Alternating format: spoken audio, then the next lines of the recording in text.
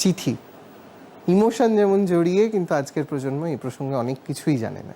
প্রসেনজিৎ দা, জানো তো, পত্র বন্ধু বলে একটা বিষয় ছিল এবং বিভিন্ন সংস্থা ছিল যারা বিভিন্ন খবরের কাগজে এর বিজ্ঞাপন দিত। আপনি কি পত্রবন্ধু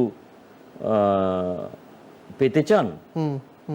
এবং এই পত্রবন্ধুর মাধ্যমে দেশে এবং বিদেশে সত্যি বন্ধু পাওয়া যেত, নিছক বন্ধু।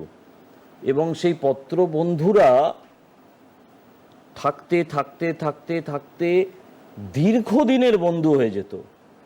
পরবর্তীকালে ইংরেজিতে তাদের নাম হতো পেন প্যাল।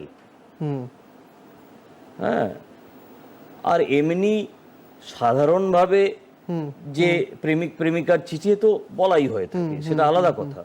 কিন্তু আমি এই পত্রবন্ধুর বিষয়টা অন্যভাবে আনলাম এই কারণে যে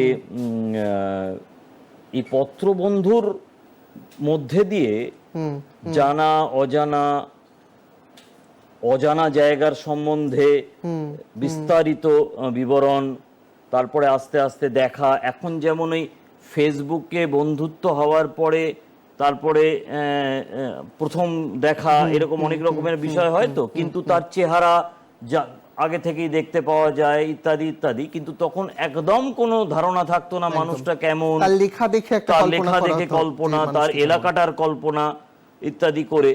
তো চিঠির একটা অদ্ভুত বিষয় ছিল, শুধুমাত্র গন্ধটা, আর তার বাইরে আর কিচ্ছু থাকতো